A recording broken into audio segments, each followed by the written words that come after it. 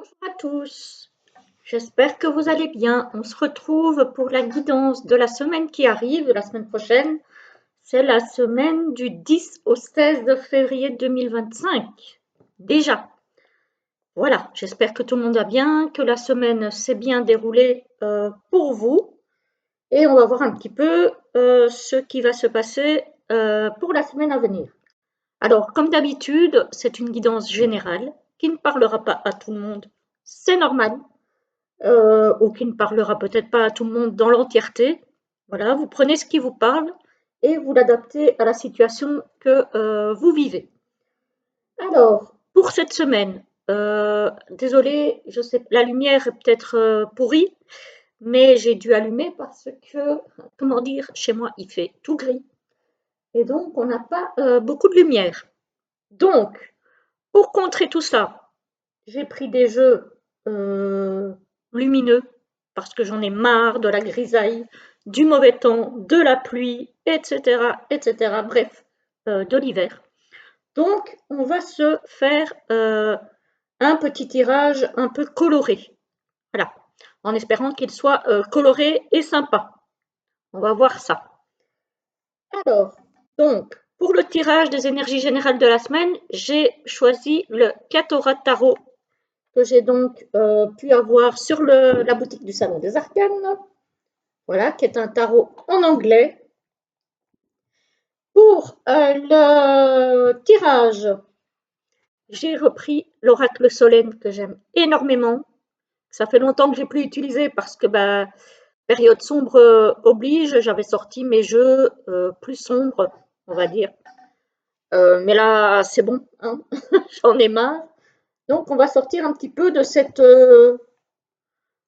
noirceur ambiante, on va dire, et on va se prendre un petit peu de gaieté. Et pour finir, on va se tirer 2 ou 3 messages, enfin 2 ou 3 plumes de l'oracle des plumes de Fabio, qui est un oracle de Fanny Ferry, dont vous pouvez retrouver la chaîne sur YouTube. Voilà, voilà, ça fait aussi très longtemps que je ne l'avais pas sorti et j'avais envie de le sortir cette fois-ci. Alors, je reviens tout de suite. Me revoilà donc pour ce tirage. D'abord, on va passer aux énergies générales du tarot. Alors, qu'est-ce qu'on a?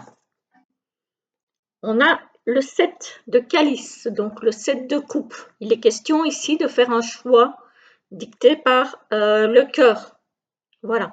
Donc, essayez de vous laisser guider par votre cœur et non pas que par votre mental.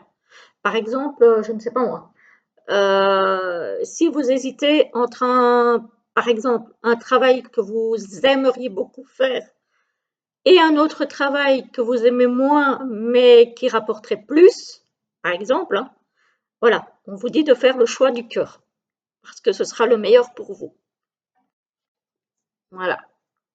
Alors, je ne dis pas non plus qu'il faut accepter un poste qui ne vous permettra pas de nouer les 2 bouts, hein. C'est pas ce que je dis, mais disons qu'entre 2 choix, il faut choisir celui du cœur et enfin, en tout cas, on vous conseille de choisir celui du cœur et pas avec la tête. Alors, ici, on a l'empereur. Donc quand même, malgré que ce soit un choix du cœur, il faut que ça soit un choix qui vous permettent d'avoir des bases solides, une structure solide et quelque chose qui vous permette de rester maître de votre situation, donc de savoir gérer au mieux les choses. Voilà, de ne pas subir non plus, d'avoir quelque chose de bien structuré. Ici, qu'est-ce qu'on a? On a la tempérance. La tempérance, effectivement, c'est une recherche d'équilibre entre ce qui est bien carré, structuré et le cœur qui peut nous entraîner dans la passion. Voilà, il ne faut pas non plus que ça soit une passion dévorante et qui nous fasse perdre les pédales. que ce soit au niveau professionnel ou au niveau, je veux dire, sentimental. Il faut que ça reste réaliste. Voilà. Donc, la tempérance nous demande quand même de ne pas trop se précipiter pour prendre des décisions et de rechercher le bon équilibre. Et ici, qu'est-ce qu'on a? Ah, on a le diable. Attention, parce que, alors le diable, ça peut être très bien vous-même, hein, qui vous tirez une balle dans le pied, parce que vous ne vous faites pas confiance, parce que peut-être aussi que vous avez trop vite tendance à faire confiance aux mauvaises personnes et que du coup, vous risquez effectivement de tomber sur quelqu'un qui représente le diable, la manipulation. Voilà, donc attention quand même aux personnes que vous rencontrez cette semaine. Et de toute façon, ça reste valable tout le temps. Il ne faut pas faire confiance trop vite et à n'importe qui. Voilà un petit peu les énergies générales de cette semaine. Alors, au niveau du tirage, on a en carte focus, on a le printemps. Donc, on n'y est pas encore, hein, il arrive, mais on n'y est pas encore. J'ai plutôt envie d'y voir l'éclosion de quelque chose, justement, d'un nouveau projet, d'une nouvelle direction, voilà, quelque chose, un renouveau, un renouveau. Alors, ici, on a le pion.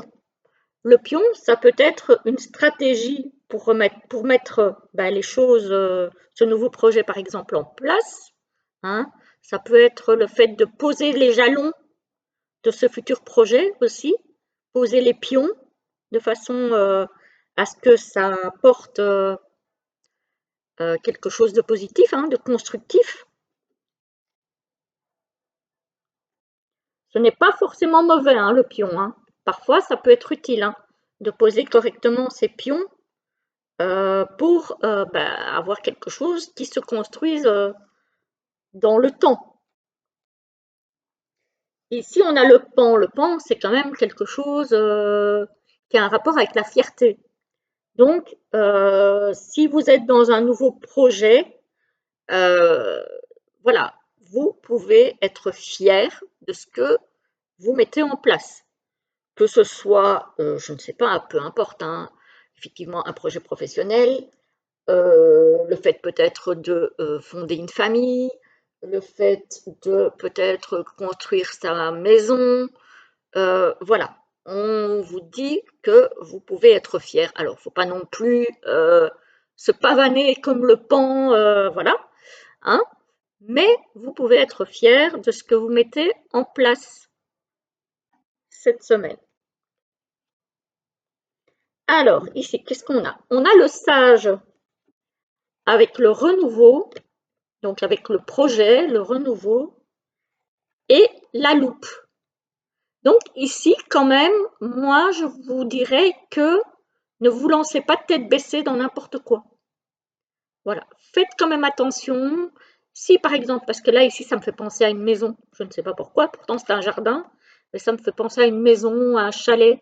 Si par exemple, vous achetez ou vous faites des travaux ou voilà, lisez bien les contrats. Si vous faites des travaux, pareil, lisez bien les contrats.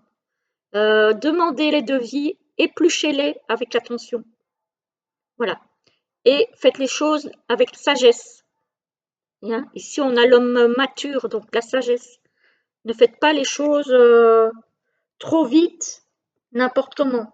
Voilà. Ici, on a la tempérance. Hein. Donc, prenez le temps de faire les choses calmement, correctement, pour trouver la bonne solution, la bonne alternative pour vous. Hein. Voilà. De même, si vous recevez plusieurs propositions de travail, euh, ben, voilà, épluchez bien les conditions. Voilà, de salaire, de conditions de travail, d'horaire, etc., etc. Alors, ici encore, on a le sablier. Donc on a une idée de temps qui passe, de patience, avec la sagesse. Donc ne soyez pas trop pressés. Ici on a la campagne, donc le calme. Voilà, faites les choses dans le calme, sans précipitation. Prenez peut-être un temps de recul pour faire le choix, prendre les décisions justes. Vous voyez, on a quand même cette notion de décision, de choix à faire pour une nouvelle voie cette semaine, hein. Donc ça se confirme ici, hein.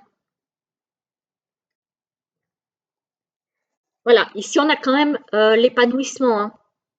Donc voilà, avec le temps, si les pions sont correctement placés, on arrive à un épanouissement, hein, les amis. Donc voilà, c'est très très prometteur, on va dire. Et j'espère que ça va concerner pas mal de personnes entre vous. Si toutefois vous désirez un changement dans votre vie, quel qu'il soit, j'espère pour vous un épanouissement. Donc ici, on a vraiment la recherche de cet épanouissement. On le voit, hein. Voilà. Et alors ici, on a le phare. Le phare, elle l'a mis Virginie Lévesque, donc Virginie Graphique, qui a fait cet oracle. Elle l'a mis comme une carte d'isolement, de solitude. Moi, le phare, je le vois comme une lumière dans la nuit.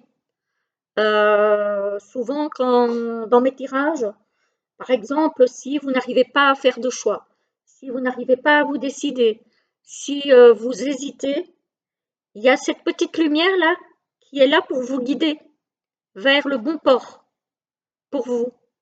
Voilà, malgré la turbulence de, de l'océan ou de la mer, ou voilà, là où vous essayez de tenir la vague, voilà, il y a ce phare-là qui est là et qui vous sert de guide pour arriver à bon port.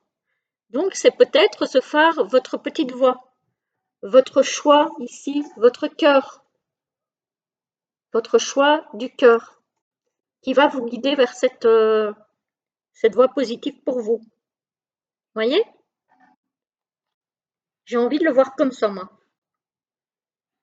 Pour moi, il n'est pas question de solitude ici, quoique, parfois, on peut être épanoui en recherchant la solitude. Ça peut arriver. On a besoin aussi parfois d'être seul pour réfléchir, pour faire de l'introspection, pour voilà, tout simplement pour se retrouver, se réaligner peut-être. Voilà. Alors, ici, donc, on a le sablier qui nous parle donc de temps qui s'écoule, de patience. On a ce renouveau et on a ce phare. Donc, on a bien ce renouveau qui se fait dans la lenteur, hein, donc qui met peut-être notre patience à rude épreuve, mais ce n'est pas pour rien. Et on a toujours ce phare qui nous guide dans la bonne direction. Vous voyez? Ce phare, vous pouvez l'appeler comme vous voulez. C'est votre intuition, votre petite voix, votre cœur. Voilà. Et ici, on a bien l'épanouissement dans un renouveau qui va apporter de la sérénité, du calme. Donc, c'est un très très beau tirage cette semaine. Ah, j'aimerais en avoir beaucoup des comme ça. Franchement, il est très très sympa. J'aime bien, j'aime bien. Alors, j'espère que ce sera une belle semaine pour la plupart d'entre vous. On va regarder quelles plumes vont nous accompagner, parce que je vais en sortir 2 ou 3. Alors, des petites plumes pour la communauté YouTube et les personnes qui vont passer par là regarder la guidance. pour la semaine du 10 au 16 février 2025. Oups là, celle-là, elle a failli sauter, elle n'a pas sauté. Ah, elle a changé d'avis. Ça fait longtemps que je ne l'ai plus sorti celui-ci. Hein. Là, je vous dis, j'avais vraiment besoin de couleurs là. On en a marre hein, de cet hiver là qui n'en finit pas. Là, j'ai l'impression. Et encore, on n'a pas eu beaucoup de neige. Nous, ici, en Belgique, on a eu, je crois, 2 jours sur tout l'hiver. Et alors, quand je dis neige, c'est un bien grand mot, hein, un demi-centimètre. Mais, en tout cas, là où je me trouve, moi. Mais ce froid, cette grisaille, cette pluie, bon, je vais la prendre. Elle a voulu sauter, elle y était presque. Alors, est-ce que je pourrais encore en avoir une ou deux, s'il vous plaît? Ah, ah, ah, ah. Celle-ci. Hop là! Bon, allez, on va être généreuse, on va en prendre peut-être une petite troisième si elle veut. Hop, une petite troisième pour la semaine du 10 au 16 février. Est-ce qu'il y en a une troisième qui voudrait sortir?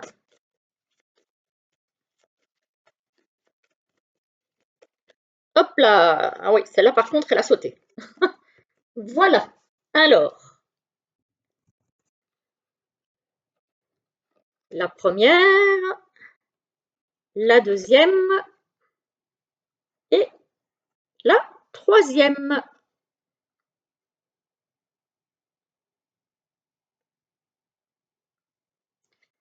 Alors, je vous lis la première, c'est la plume de pie. Symbole de guérison, annonce le bonheur et l'évolution.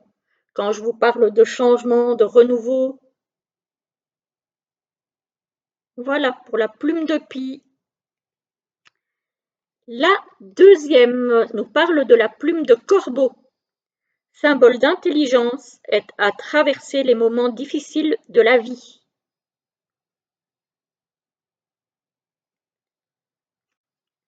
Et la troisième, c'est la plume de perroquet, symbole de communication, symbole de paix et de prospérité. Rien que ça. Voilà les amis, j'espère que cette guidance vous a plu. En tout cas, elle est très positive. J'espère qu'elle concernera bon nombre d'entre vous. Voilà. Mon souhait, ce serait qu'elle concerne tout le monde. Mais voilà, c'est une guidance générale. Donc, voilà, dites-moi si ça vous parle. Dites-moi si vous êtes concerné peut-être.